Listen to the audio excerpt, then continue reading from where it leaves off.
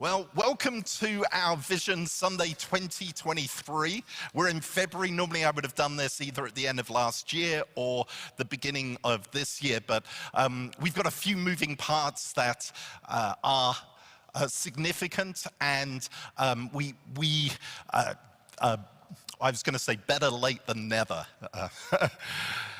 Even though we're a month into the year, and it's not that the vision hasn't been unfolding and taking place, but in terms of being able to communicate and share with you what God is doing and up to in our midst and where we're going. I like to actually utilize the Sunday morning every year to do that because I'm conscious not everyone likes business meetings. And these are fun meetings. These are some of my favorite meetings because what it is doing, it's an invitation for you, for God to blow fire onto the passion and excitement of what is taking place in our midst. It's an opportunity to give thanks to Him for His incredible goodness, and it's an invitation for you to actually partner with us in a deeper way.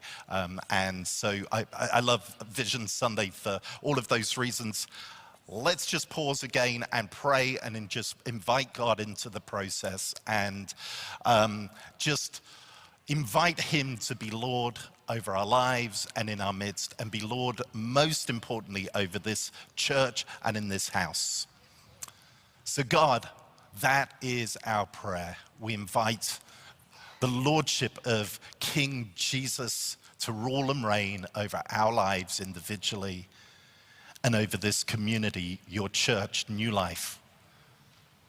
And we thank you for the many ways that you've expressed your life to us through the various things that have taken place over the years, and how you've touched us and how you've used us and how you've grown your kingdom through this house over the years. And as we think to the future, Lord, I just pray that we would catch the vision. We would catch the wind of the Spirit as we were singing about this morning, and hear and understand in a fresh way what Holy Spirit is doing in this day, and how glorious it is and how wonderful it is that you would position us to partner with you in this very day. And God's people said, Amen, indeed.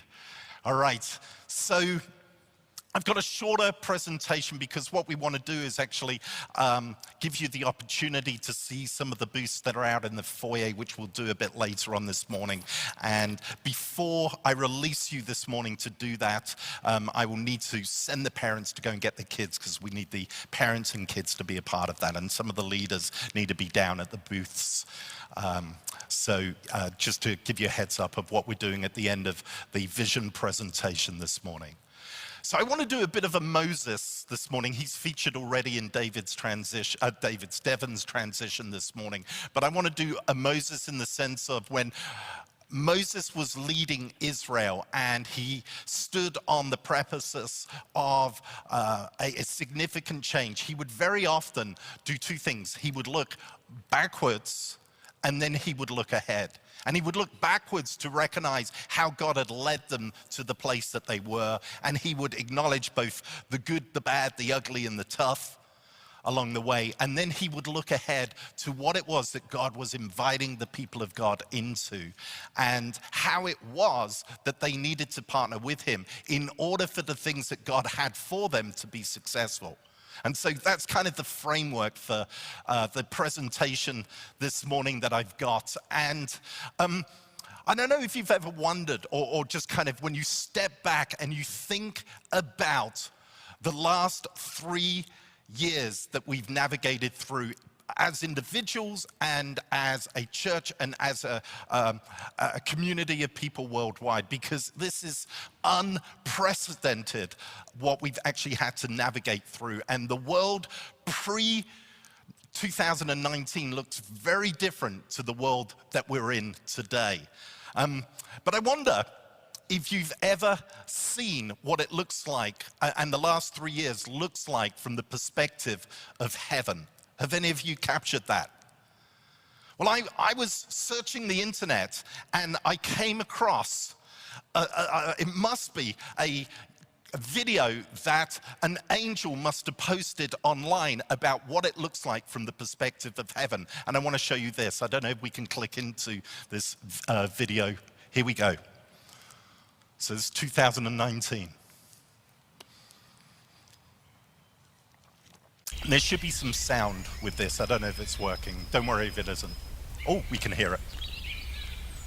Yep, the sound's on.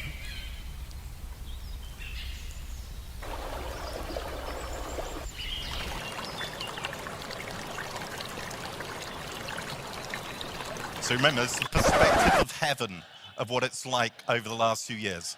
Oh yeah! Oh yeah! Here we go! Here we go! A little run! Little run! No sweat! No sweat! I can do it! I can do it! You can do it! You can do it! Hoorah! Hoorah! This is the Church of God. Tell them bring their guns out. Set my city up in play. And yeah, though I walk through the valley of the death, yeah, my hope still remains. Whether dead or alive, this is do or die. And Christ is the gain. So raise the torches up high. Tonight we'll fight for our king. I was tailored to snatch the mic swiftly like Ye did, and lay it down for the king like a slave bed. And they can kill us now, go get the yellow tape. Hey, put me 6 feet in the ground and watch a great escape. I promise ain't a 6-shooter that can keep me down. My God's so official, that's a technical foul. Was engineered in my mother's womb for God's glory.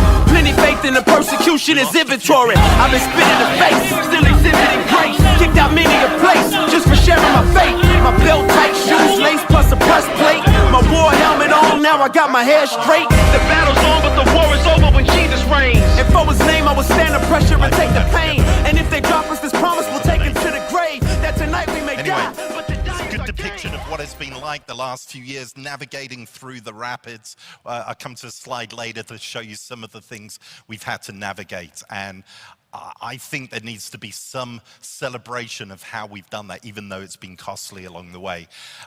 I was at a Kima ministerial prayer breakfast earlier, I think it was earlier this month or at the end of last month. Actually, it was the middle of last month. And Phil Collins from Willow Park, and he's kind of a statesman minister in the city, was sharing at the top of the meeting a report that he had gathered of some of the highlights that came out of the a symposium for church leaders in North America, where they were reflecting on what's happening in the church, what's been happening for them, and how they've been navigating the last few years. And I don't know if we can see the second slide in my deck. Yeah, and this is just a summary of some of the stuff that he shared at this meeting, and it was a really good reflection for me because it helped me to recognize some of the things that feels really overwhelming for us isn't unique just to New Life. Phil shared that the church leaders acknowledged that it's the hardest time, really since the Second World War, for leaders to actually lead their churches, and that churches that were struggling pre-COVID, most of those, if not all of those, are no longer existing. Many churches disappeared in the last 3 years off the map, and the majority of churches are finding themselves struggling or on life support in this season. He talked about something called the Thanos effect. How many of you have seen the Guardian of the Galaxy's movies? Yeah. Many of you haven't, don't worry. They're Marvel movies, and Thanos is the master villain, and he gets the 5 Infinity Stones, which gives him divine power, and he snaps his fingers, and half of the living life in the universe just vanishes. And so Phil Collins talked about how church leaders are talking about COVID as the Thanos effect, where half of the congregations of churches disappeared in that time. And that since the virus is increasingly dissipating into the background, and we're able to freely meet again as churches without restrictions, that most of those people haven't actually returned to churches. And although there is an online congregation that has emerged, it isn't significant anymore. And we find that with our online services. There is a number of people that use that each week on a regular basis, and people that can't get there, like this morning, because of illness, actually might take that up, but it's not a significant expression of church life. And then volunteers, it's almost impossible to engage volunteers, to encourage them to serve in any capacity, and then the impact on church staffing is dramatic. I share that because we sometimes forget that we're a part of this big picture of this massive impact that is at an unprecedented level that has hit the world and church land, which we're a part of. But as I shared, we've actually navigated this season, I think, really well, even though we've taken hits along the way, even though we've lost people overboard along the way. And I want to acknowledge this because I believe it's testimony to the resilience of our church, and it's testimony to God's kindness to us in this season. God has been incredibly, incredibly kind as I look back and go, wow, just the dedication of key people over the last 3 years that have poured themselves tirelessly into making services happen, and to actually upgrade technology, which we needed to rapidly do to be able to take the church online. And then when we came back last year to pour themselves into our various teams where, like other churches, it was a struggle at times to get volunteers. And then in addition to that, one of the things that Phil Collins had shared at the Kima meeting is that most churches are in this stunned place where they are just scratching their heads, wondering what it is that's happened, where the cloud of God has moved to, and what to do about it. And one of the incredible things that we need to recognize is that God spoke very clearly to us coming out of the back of lockdown about what it was that he had for us as a congregation. And so when we, not just looking at 2022, but even beyond 2023, into the future, into the next 30, 40, 50 years, we have a real clear vision of what it is that we are calling ourselves to in a local expression. And that is the project that 95.5% of our members said yes to partnering in with, and that is, if we can see the next slide, please. That is what is now being called the Vitae Village. So we can see the next slide, please. So if you haven't heard already, the church membership agreed to permit the elders board to move ahead with the memorandum of understanding, which was the bare bones of an agreement that will see this site redeveloped over the next 4, maybe even 5 years, depending on how quickly things happen. But this site has been such an incredible blessing over the years, and many of your lives have been touched. I hear stories of people all the time saying, I was at this spot in the auditorium where I had a life-changing encounter, or through this meeting, God touched my life. And one of the things we did last year was we had an appreciative inquiry session in which we looked at the life-giving things that God had done in the individuals' lives, and we were able to confirm the streams which we already knew that were there, but it was just so good to reflect and review the life-giving streams that God has poured out in our midst.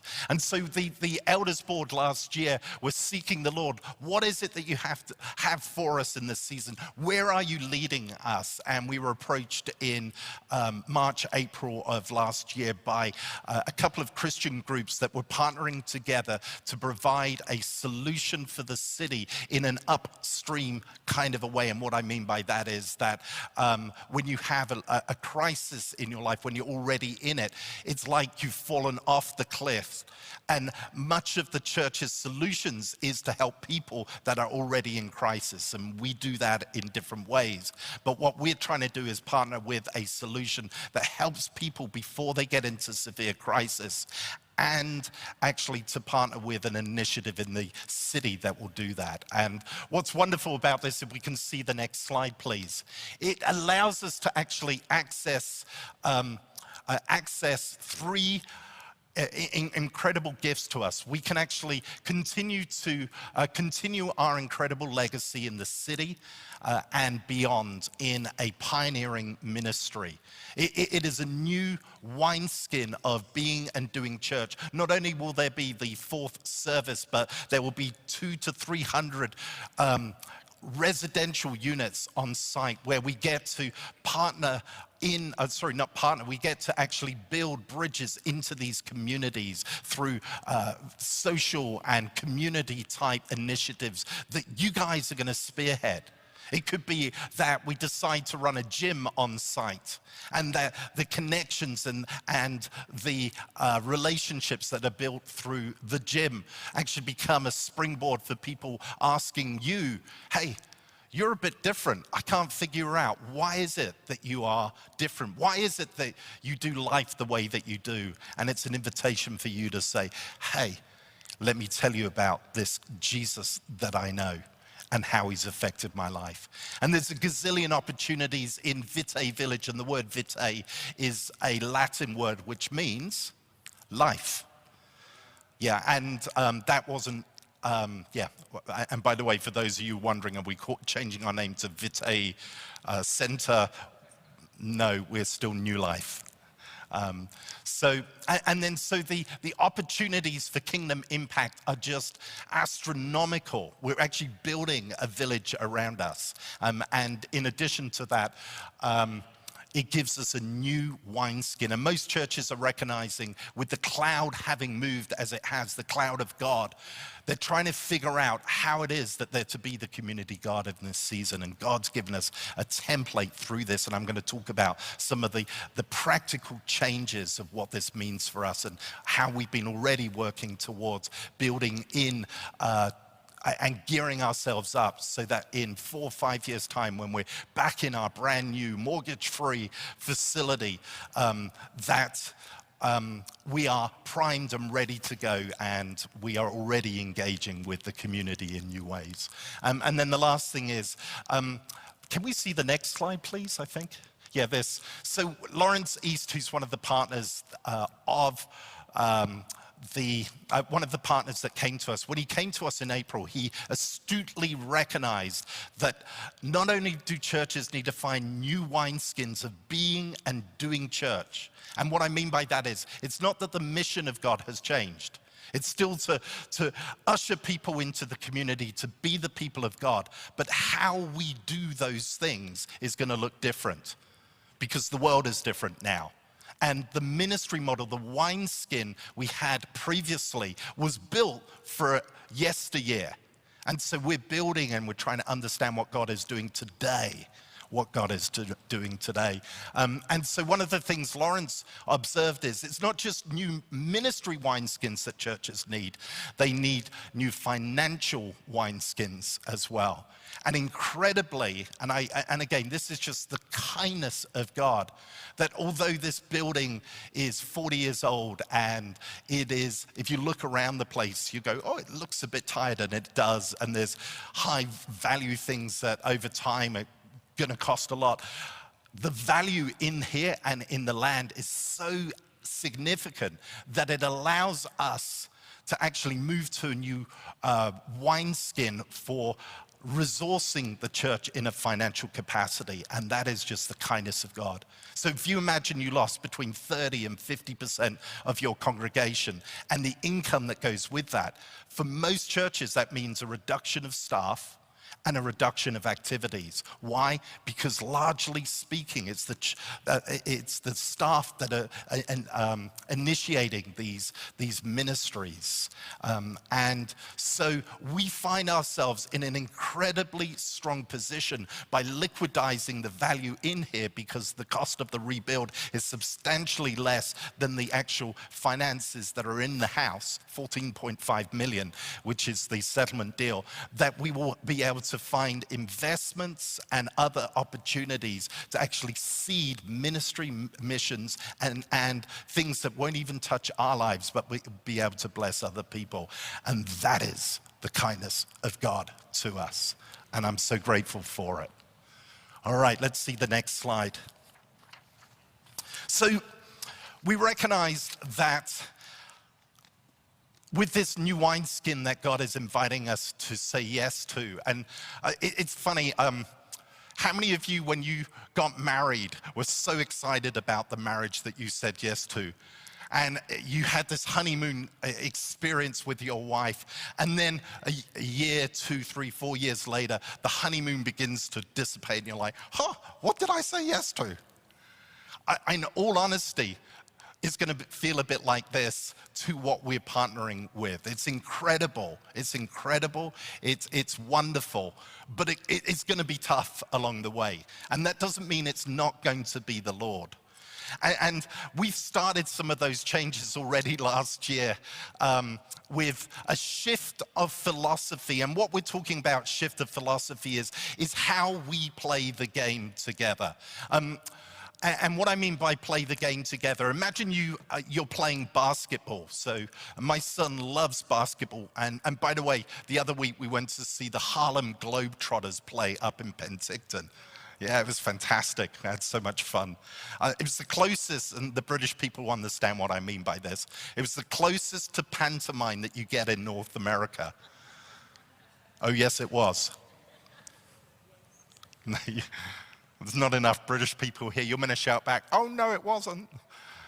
And then would be this back and forth. But it was a lot of fun. Anyway, imagine, like in the scenario of basketball, that you've got the coach of the team will set the team up to play in two different ways. You'll either, so the rules of the game or the objective of the game is to win.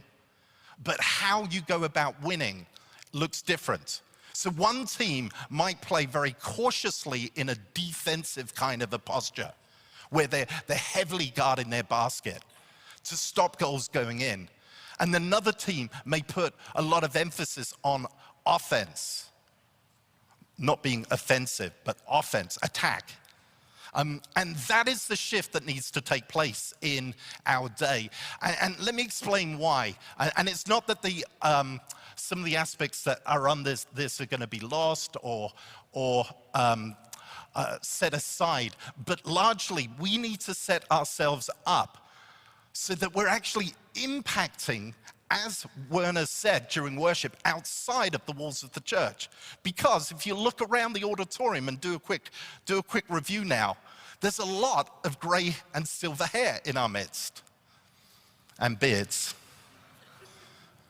And that just speaks of an aging congregation. And we are blessed to have our seniors here.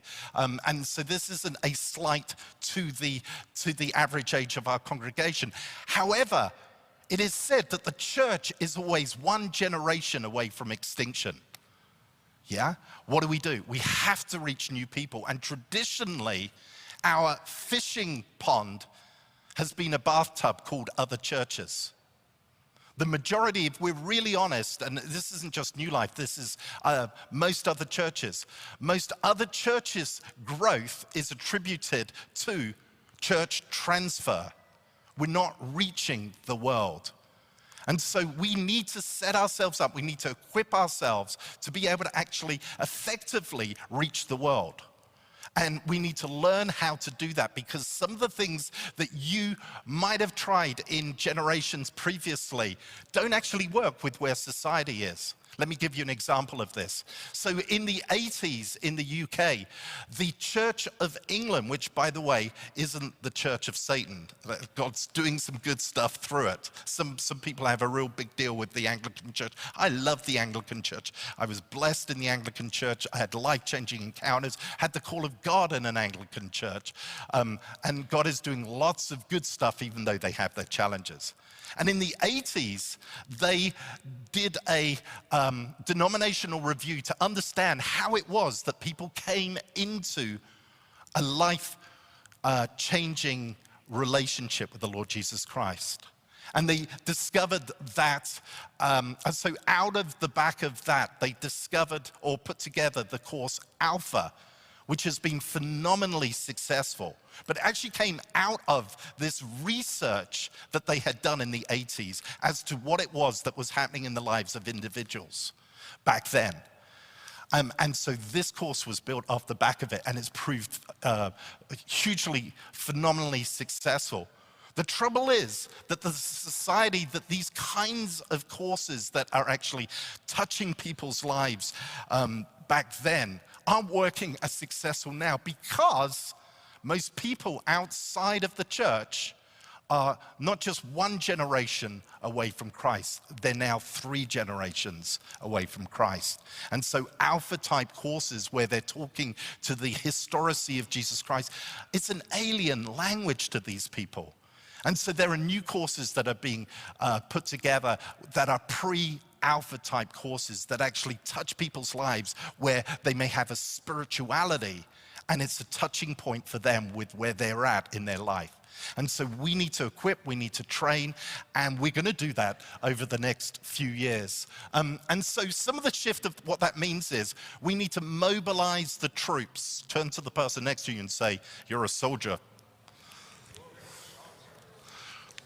Yeah. And we need to shift from not just the gather and remind. So largely on a Sunday morning, you come here and you're reminded a lot about the truths of who Christ is.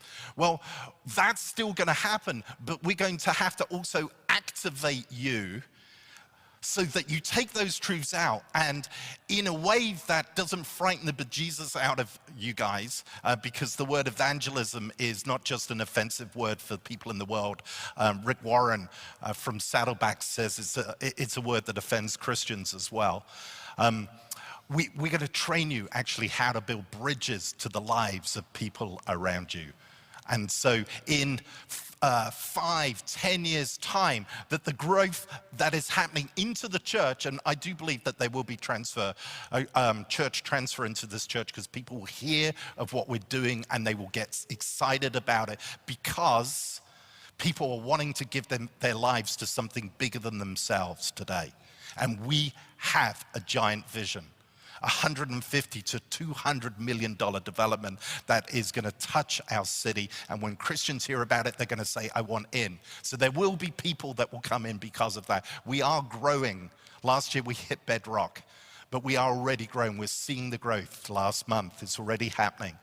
But in 5-10 years time, when we reflect, that instead of maybe 2% of the growth happening through new converts, what if it was 20 or 30% of the people in our midst were brand new believers?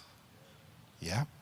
So this is what we're to do. So one of the shifts, and this was quite dramatic, it was traumatic for people last year, and we did our best, or I did my best, to try and explain what we were doing and why we were needing to do what we were doing. We actually paused, if you remember, our small groups, which so many of you were getting life and loving, and people were like, "What are you doing? What the heck are you doing, Matti Koopman? Are you trying to kill the church?"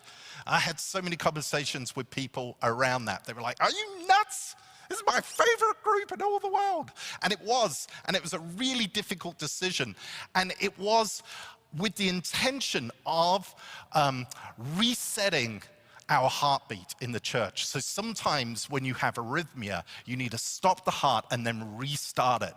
And so it was actually a word the Lord gave me about needing to stop our groups, which was the heartbeat of the church, and then reset it with a different rhythm. And so you're going to see this morning and hear about our share in the next slide, the new groups that are going to be birthed. But they're just not a new idea of a group. It's a new spirit of a group that captures how it is that I believe that God is inviting us to be church into the future. And this is the shift from more of a pastoral model of being church to more of a mobilization activated apostolic type of a church. And I know for some of you, those two words are really triggering. I apologize, but I'm trying to use them in the true sense of the word. And what I mean by that is, and if we could see the next slide, please. Oh, actually, let's not forget the theme of the year that we're leaning into is love.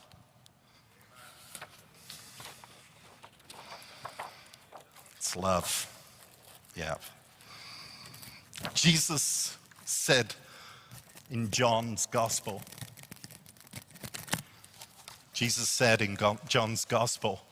that they will know you by your supernatural signs and wonders, didn't he? No. It's true that signs and wonders point to him, but what was the thing that he said that we would be known? Yeah, but love for God, for our love for God, one another. And we have a fabulous record when we look back of loving one another. We do. There is lots of love in the house, but there is also lots of brokenness. And we've been working last year with the corporate trauma healing workshop. And this year, predominantly the theme is going to be looking at love, looking at God's love for us, our love back for God, yes, which we all love, but then also how that translates into loving one another. And we're getting real at a whole nother level here in the church. And it's been phenomenal. And the feedback I've got already, it seems to be scratching an itch amongst people, yes? So we're going to do more of that, being very practical with the teaching that's happening. So let's talk about the new groups, the destiny groups, as we're calling them. And this is the reformatting, the new groups that have a new spirit. And what we mean by this is, so the organizing principle of our former groups was largely about community, care, and connection. Nothing wrong with those things. Okay, so if you went to someone's house, someone's group, you would describe it by, I'm going to Jane's group, or I'm going to Joe's group. And that expresses something of what the group is about. It's the organizing principle of the group. What research has shown is where groups are built around care, community, and connection, it actually doesn't impact the people in the church's life much. It just kind of sustains the water level. And it also doesn't grow the church beyond the walls of the church. And so there was a big shift at the turn of the century towards what was called missional groups. And destiny groups are missional groups with a spin. And that is the organizing principle of our new groups is based on a ministry or a mission. And we've got 4 groups that we'll be sharing at the end of our time very shortly because I'm losing time. And you'll go and get to see them. But the organizing principle is around the group is doing something together. They're working towards something. And the community, care, and connection happens along the way. It happens along the way. It's still going to be there. And in fact, the groups are structured now where they're not just run by an individual or 2 individuals. There's a team of 5 playing together. And each of those team leaders are working together towards growing the group towards the vision. And so it's the apostolic teams in the church, the 5-fold teams. There is a builder. There is a revelator within the group who's responsible for growing the word of God amongst people in the group. Can we go back? There is a connector, which is the pastor of the group, who's dedicated to ensure people aren't falling off the group, that they're the care instigator in the group. There's the recruiter, which is the evangelist, and it's not just outside of the walls of the church, it's in the church. And there is a trainer who is the teacher. And so they're working and playing as team together. And so that is the spirit of these groups. And in fact, all of our ministries and even our staff are being told we have to build in this way now. You may have a role, but you may be the builder in your group, but you find yourself a recruiter, a trainer, and you find the fivefold team around you to help you do the tasks you've been called to do. It's a shift, a fundamental shift in how we're doing the game, and I'm excited about it. All right. Okay, next slide, please. Nearly there. All right, there's going to be community connection. We looked last year at what was it that Holy Spirit was blowing on? Our lunches and our gathering time and our fun times was very evident that God was building connection and community. We're actually leaning into those things this year. We're going to continue. We've set the auditorium up with a cafe. And we're going to do monthly community lunches. Sandy is going to be, she's going to be come on staff for not quite, anyway. She's going to build a team of people, hospitality team around her to help make these things happen. And we're going to create fun in our midst. And so if you love fun, if you love things like that, then there'll be opportunities to come up with ideas of how to laugh together. Because in Corinthians it says, those who play together, pray together. Yeah? We need to do more of that, especially as we're coming out of our COVID trauma. We need to build those connections. All right, next slide, please. We've got our community play group was another thing God was breathing on, and we're looking to expand that beyond just our church into the community. We know it's a need here, so we want to grow the things that God is blowing on, and this is for our 0 to 5-year-old kiddies and the mums, caregivers as well. So it's been a phenomenal success. And then so we're also, whilst we're still in this auditorium, we're going to actually have a number of key events this year. We want to do 3 events. We're going to have a worship type event where we're going to bring in hopefully someone well known from out there that you love worship. We're going to have a worship weekend. They're going to breathe into our team. And then we're also going to try and do a different kind of a prophetic event, maybe a symposium, which is built around not just the experience of the prophetic, but just figuring out, God, what are you doing at this macro level? What does the prophetic look like in this new wineskin? And then in addition to that, an identity school, and then it will probably be in fall, a Destiny intensive, a Destiny Finder intensive. So we talked about Destiny Finder and allowing the church to do this. So we are going to schedule that, but it will be an intensive of that. Yes, Hannah, I know. I'm late. Next one, please. Pastoral care. Pastoral care will happen in groups. It always has. It will primarily happen there, but where there are key needs. We actually have 2 staff members who are doing their masters in counseling right now, and so we're very gifted and blessed there, and that seems to be working pretty well at the moment. Anyway, next one. All right, it's my last slide. So we share this story. So, no, I won't share the story. We have to get prepared for the leap. This building is so phenomenal in many ways and so comfortable in many ways.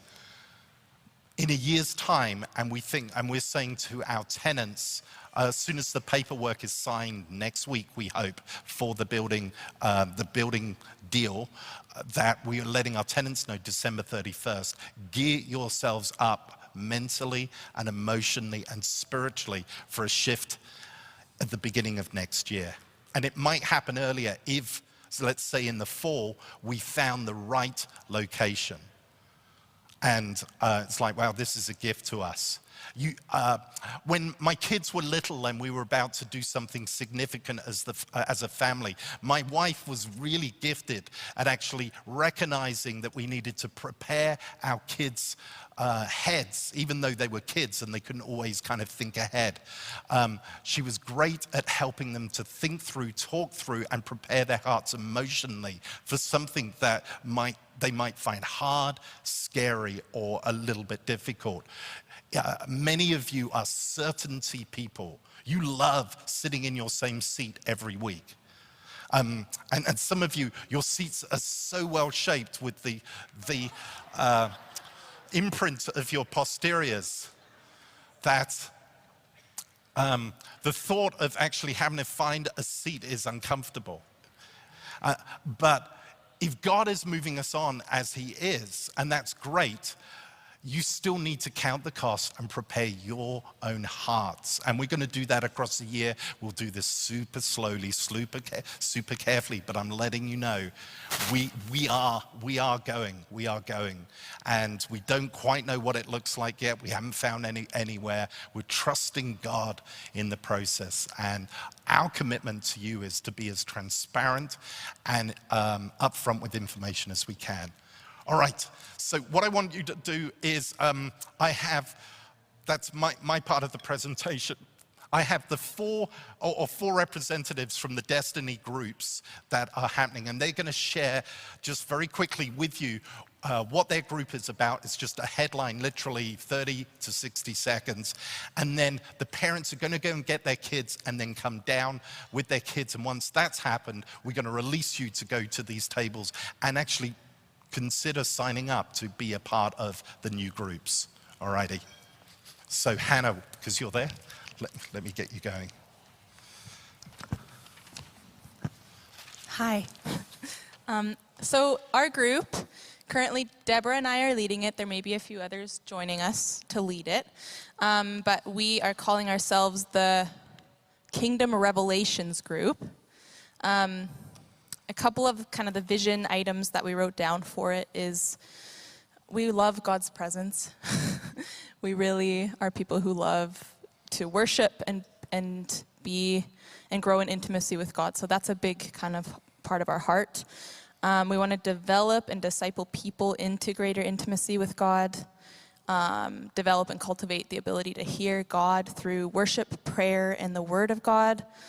And out of that will come things like prophetic evangelism or other kind of ministry outflows, which, they'll look various ways. But that's the very short little tidbit of who we are. You can visit find out us. more at each of the tables. Thanks, Hannah.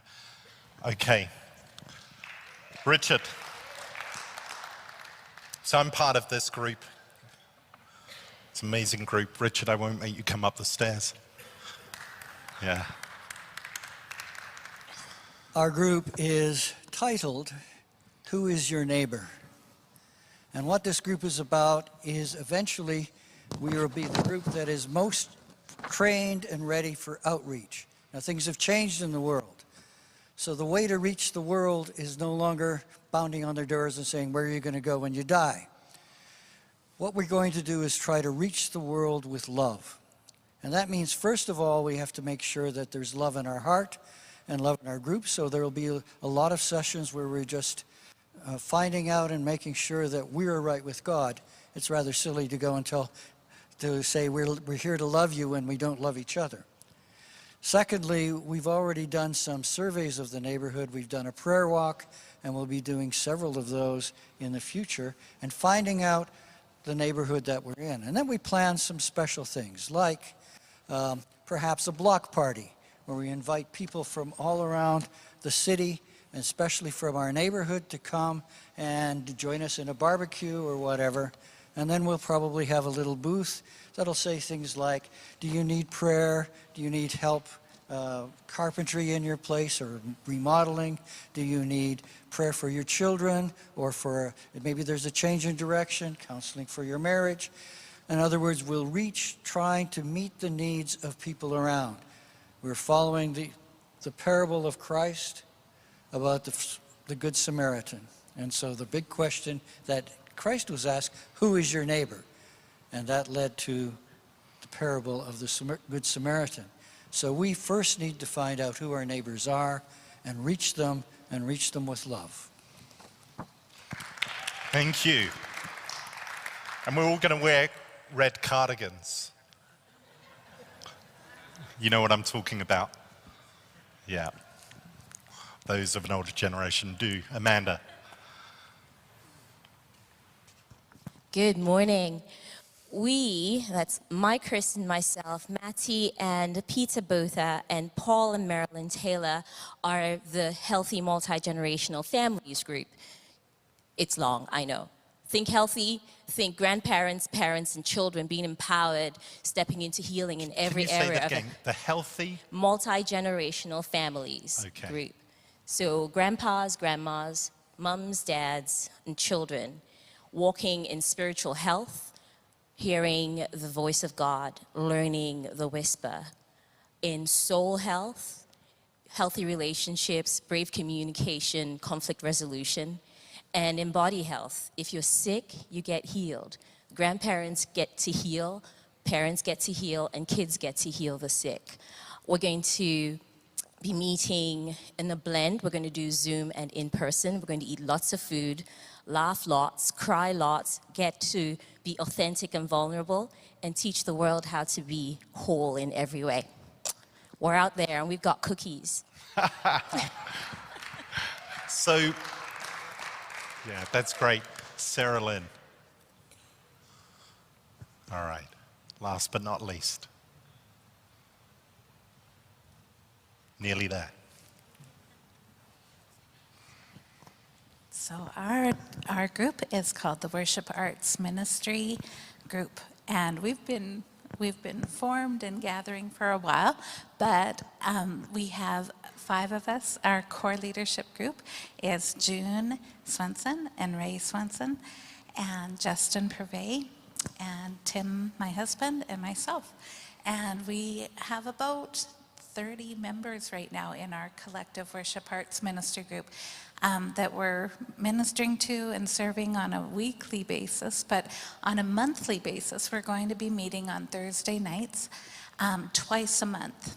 And one of the Thursday nights are going to be having a worship ministry night. And Sam McLaughlin is helping with that and leading that and helping the musicians. And yeah, leading worship for that. And that will be a night for the flaggers, dancers, musicians, just to come and gather. And we invite the whole church to come out to that, as well as anyone from the community that want to just come and soak and receive inner healing and prayer and prophecy. It's just going to be a time for us to gather and worship in the presence of God. And then the second Thursday will be a gathering time in the fridge where we share a meal together. We will share testimonies of what God's doing in our group, and even in our services, what's going on. We will maybe prophesy to one another, give encouraging words, and have a bit of a teaching. But we're also going to be having, throughout the year, some little training workshops and helping musicians grow and the dancers grow in their giftings. And so it's just a creative arts hub for all those who are interested in music and dance and worship technology in the arts. So we have a table just outside that door there, so come and see us. June and Ray will be there, we'll all be there. And you can ask us any questions, and we have a sign-up sheet if you're interested in joining. Bless you guys. All right, thank you, Sarah Lynn. And the choir as well is another Yes, big piece. the choir, yeah. Our choir meets on Monday evenings, every Monday evening in the fridge from 6:30 to 8:30. And we have 2 new people joining us this month, and we're just gonna keep growing. So if you're interested, and even if you're not quite sure about your voice, just come and I'll meet with you and assess where you're at, and then we can just go forward with it. Cool, okay, great, thank you. So can I get you to stand?